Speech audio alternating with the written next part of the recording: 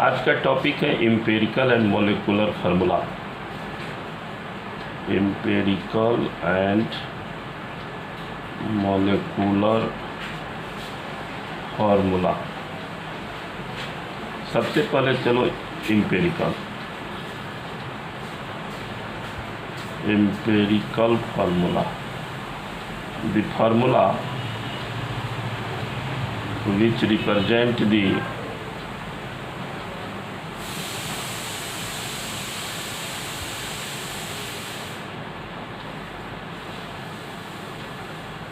ratio of the constituent atoms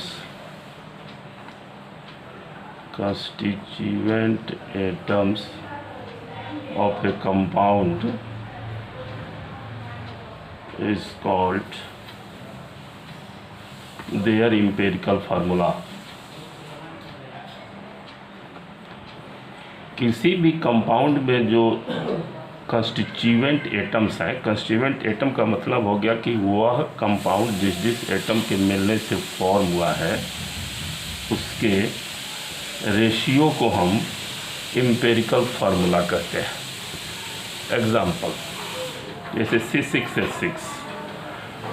C6H6 में carbon के 6 atoms हैं और हाइड्रोजन के 6 एटम्स हैं। तो इन C6H6 ratio of carbon and hydrogen हो गया 6:6। इसको सिंप्लीफाई कर दो 1:1।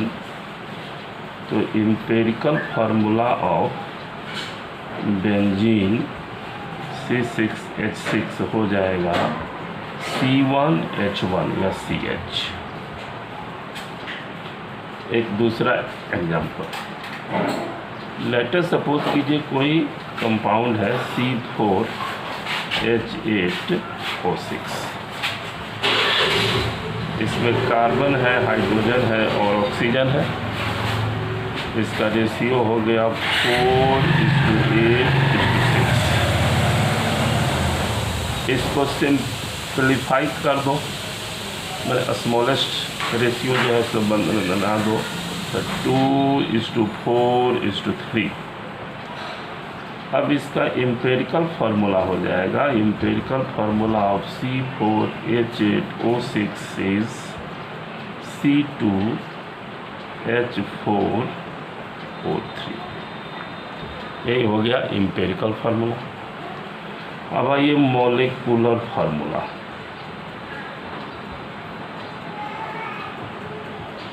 The formula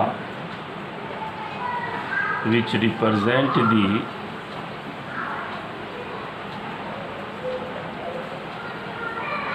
actual number of exact number of constituent atom of a compound is called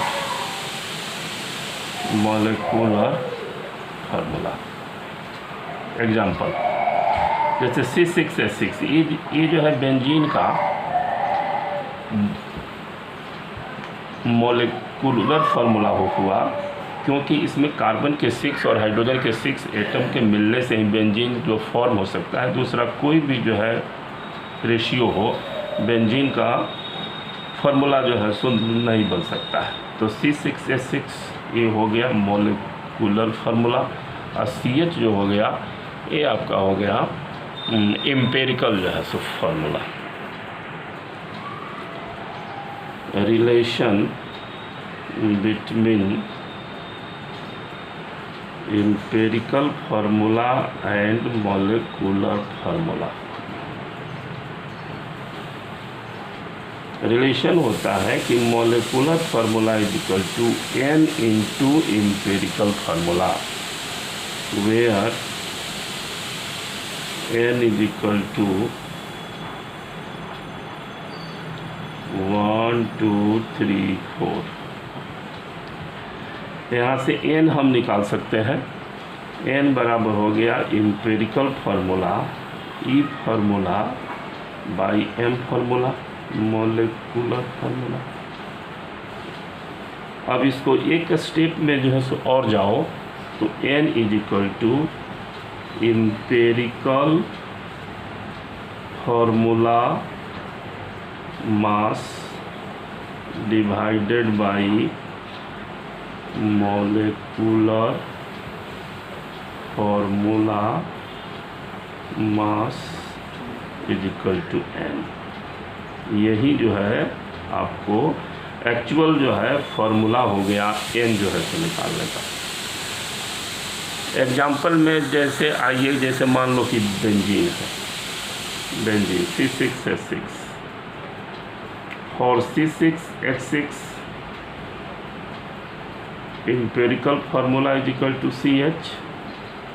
तो एम्पेरिकल फार्मूला मास हो जाएगा 12/1 13 and molecular formula is equal to C6H6। तो molecular formula mass हो जाएगा 78। अब आपको n निकालना है, तो n निकालना है तो 78 divided by 13 is equal to 6। ये जो 6 जो हो गया यह बेंजीन के लिए n का वैल्यू हो गया। तो इस प्रकार से आज हमने सीखा कि एम्पिरिकल फार्मूला क्या है, मोलिकुलर फार्मूला क्या है, और दोनों फार्मूला के बीच में रिलेशन क्या है। नेक्स्ट डे इस पे सम पढ़ना है, न्यूमेरिकल हम लोग पढ़ेंगे।